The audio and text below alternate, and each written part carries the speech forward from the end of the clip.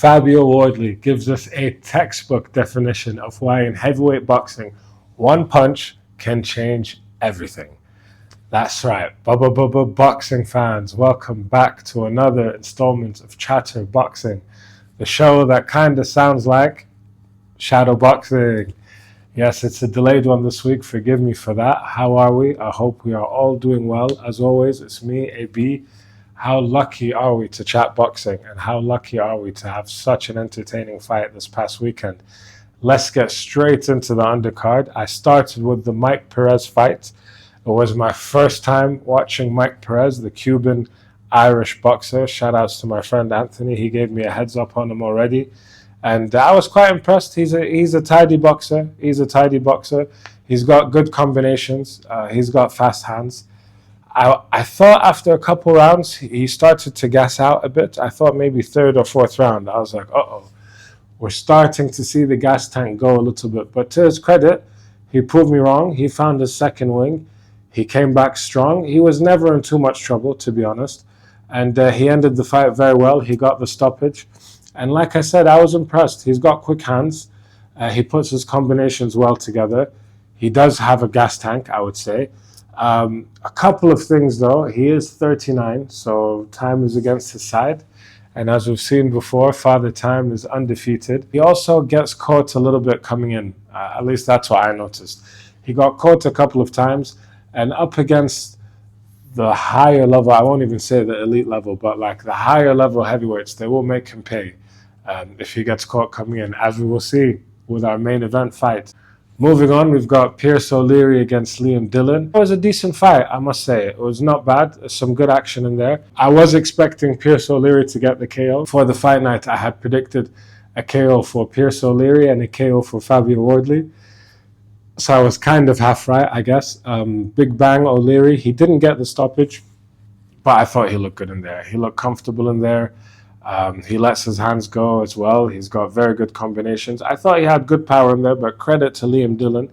My first time seeing Liam Dillon. He is tough. He's definitely tough. You could see the weight difference. You could see the size difference. People are telling me, even in the commentary, they said that Dillon, I guess, was a super featherweight coming up. So you could see the size difference. And with that, he put on a decent showing. I think some of the scorecards, or one of the scorecards was very close. I think it was 116, 112. That was very, very close. I didn't score the fight because I thought O'Leary would get the stoppage. But I had O'Leary comfortably winning at least 7-8 rounds, at least. So credit to him. Let's keep seeing more of Pierce O'Leary. I'm a big fan of the Joe McNally stable, I must say. The disappointing result for Josh Taylor aside, I think he's got a very exciting stable there. Got Hadier Herrera, who we've talked about before. They've got Jack Turner. They've got Frankie Stinger. They've got Liam Smith, of course. Yeah, they've got a couple other good boxers there down in Liverpool. And moving on, of course, we've got the main event. As I said in the intro, it was the textbook definition of how one punch in heavyweight boxing can change anything and everything. And it's an old cliche. We've heard it all before. We hear it almost week in, week out. Anytime there's a heavyweight fight, the commentators will say it. We've seen examples, but this was like a true textbook definition example. And when I say that, I mean we've seen examples in the past where a fighter would be winning quite comfortably, the other heavyweight will land a big shot, the momentum will turn, maybe for a couple rounds, and then swing back, or maybe the momentum turns forever in that fight, and the original fighter, he cannot regain the momentum, it's just switched because that one punch changed everything. But with Fabio Wardley, we had one punch literally stopping and ending the fight. And man, before that, it was quite one-sided. So I had ended in round 10. No? I had Huni up 7 rounds to 2. Of course, not all 7-2s are born equal. Huni had won the last 7 rounds in a row, in my opinion. I gave Wardley the first 2 rounds. The second one was a bit close. First one, I thought Huni also did well, but Wardley just pipped it and he rocked him at the end. You could see Huni was kind of off balance towards the end of the first round, and I think that kind of crept into the start of the second round.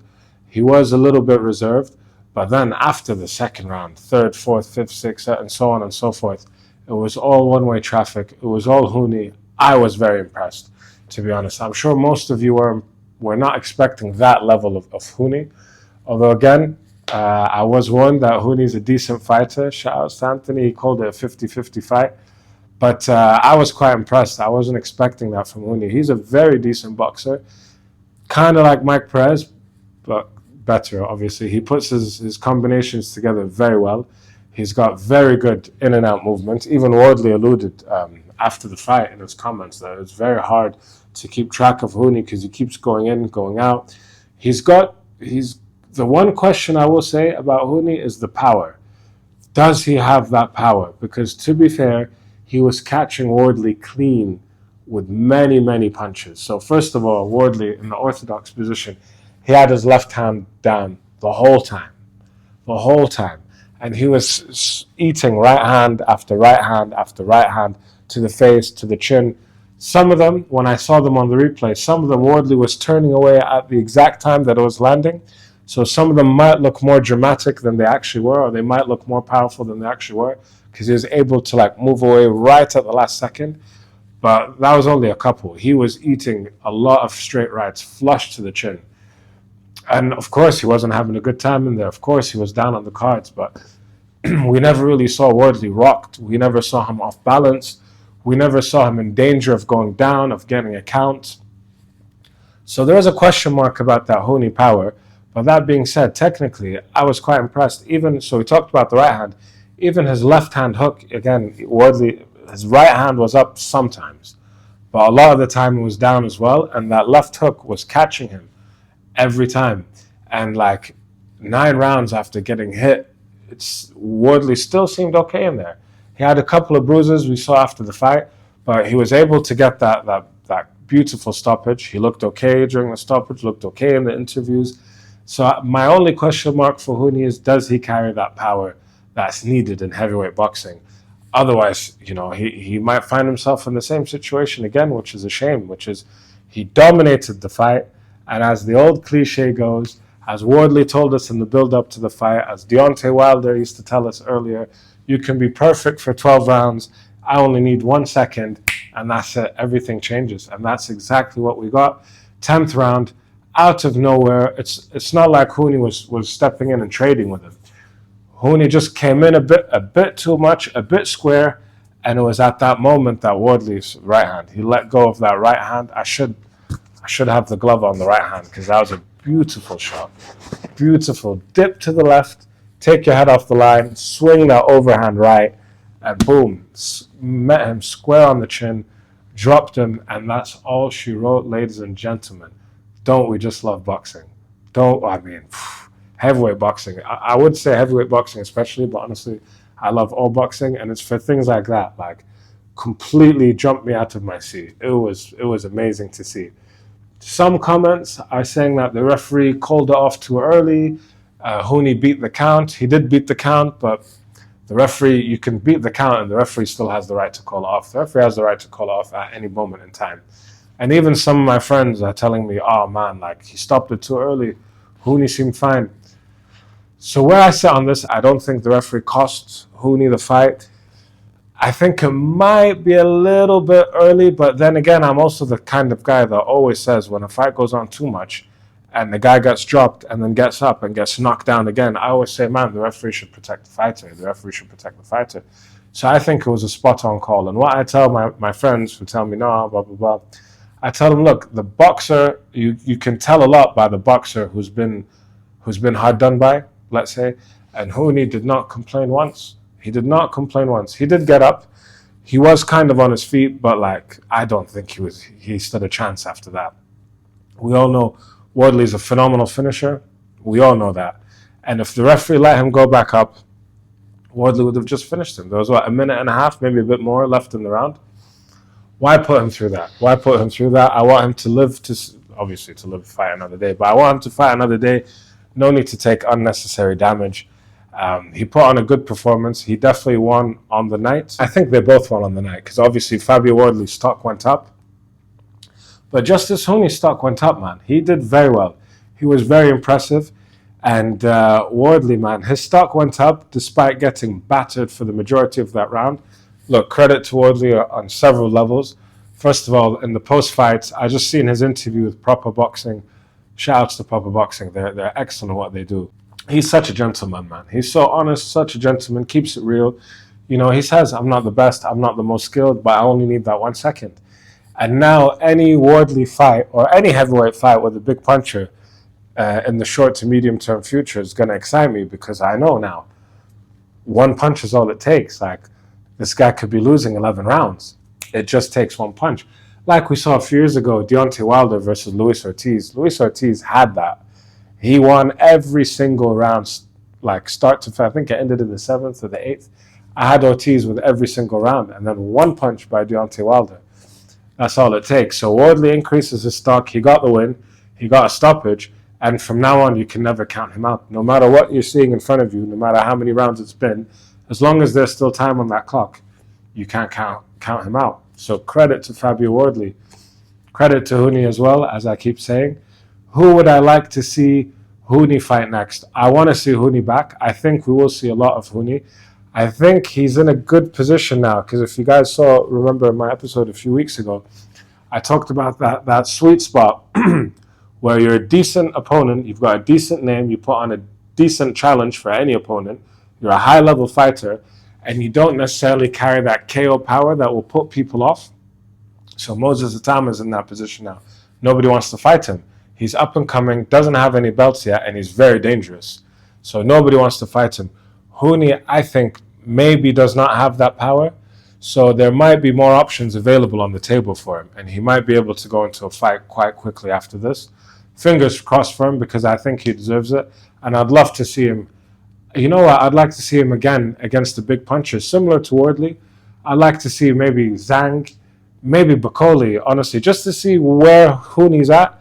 And can he do it again? Can he dominate a fight, start to finish, and this time get the job done? Because Bakoli also packs that one-punch power. Do you get me? So I think that's quite exciting. Zhang as well, maybe quite exciting, because Huni's got the movement, he's got the speed, he's got the in and out. We saw what Caballel did to Zhang. Of course, Caballel's got that power. He's a big body puncher who worked Zhang's body very early on in that fight. But I would like to see Huni up there against a top-level big puncher, not elite level, so not the Dubois and Usyks and the Furies, no, not just yet. But let's see him up against a very decent opponent. And I was going to do the background on my TV, but whatever, no need for that. As for Fabio Wardley, where does Fabio Wardley go from here? That's a good question. Again, disclaimer, I'm like 4 days late to do this review, so I've already seen the proper podcast where they talked about his other opponents, so I will quote them here, and I will say you should go check them out. If you're checking me out, surely you've seen proper boxing. And if not, thank you for checking me out and chatterboxing. But go check out proper boxing as well. So they were saying for Fabio Wardley, one of the options was, for example, Chisora, which is nice. It's a good name. No disrespect to Wardley, but I think Chisora is very skilled, man. He's a skilled boxer. Veteran, very skilled, bags of experience. If we thought Huni had experience, Chisora's got bags and bags more experience. So maybe not. Also, Chisora, his last fight, maybe he prefers a big name. Maybe he prefers a big payday. So I'm not sure. I wouldn't be totally against it, but I think Chisora might win that, to be honest. No disrespect to Wardley. Then people are saying, what if he goes down the Pulev route? So Pulev is apparently supposed to fight Michael Hunter, or it's under discussions or whatnot. So they were saying on Proper, all right, why not just wait? Obviously Wardley's going to go on a holiday now. He's had a busy year, to be fair. He's going to go on holiday now, so he's going to wait anyways. Let Pulev against Michael Hunter fight it out, and then Wardley takes the winner, and he's in line for the shot. The winner of Wardley, he gets the winner of those two. He should be in line for a shot, a world title, a good payday. So that seems like quite a good option for him. What other names did we hear? We heard Joseph Parker. I don't think so. I think Parker might beat Wardley at the moment, and I think Parker deserves his world title shot, man, before you put him in another big one. I think he deserves his fight, man. He was ready for the Dubois fight. He didn't pull out. He beat the last-minute replacement, who's a big puncher. So I'd like to see Parker against the winner of Dubois-Usyk, to be fair, and I think Parker beats Wardley. I wouldn't mind seeing Hrgovic-Wardley. Honestly, that would be quite good. Again, Hrgovic brings that experience that kind of Huni has. Maybe he's a slightly more powerful puncher than Huni. Maybe he's not as good on his feet. Maybe he gets tired a bit easily. He's got a strong chin. I mean, obviously Dubois put a beating on him, but he does have a decent chin. He's fresh off the Joe Joyce win, wasn't it? Yeah. So I wouldn't mind seeing Wardley against Hrgovic. Parker, I wouldn't do him like Wardley against Zhang and stuff. Why? Like, I think Wardley should be moving up. I think he's earned the right to move up. And yeah, like Wardley against Zhang, a southpaw. I don't know. I just wouldn't. I like both of them, isn't it? I like both guys. So I wouldn't want to see Wardley KO Zhang, and I wouldn't want to see Zhang KO Wardley. Just let me know what you guys think in the comments below. Who do you think Wardley should fight next? Who do you think Huni should fight next? Do you think that was a quick stoppage by the ref? Personally, I don't think so. But one thing I will also ask you guys to do: give us a like, leave a comment, hit subscribe. Tell a friend to tell a friend to tell a friend to tell a friend about Chatterboxing. Let's grow this community. You know, it's a place to chat boxing. There are a couple others, but there's always room for more. The more this channel grows, who knows, man? Who knows? Maybe we'll have AJ and Eddie Hearn in here one day, man. Who knows? Tell a friend to tell a friend. And as always, keep those hands up. I know you feel it. I know you feel it. I know you feel it. I know you feel it. I know you feel it.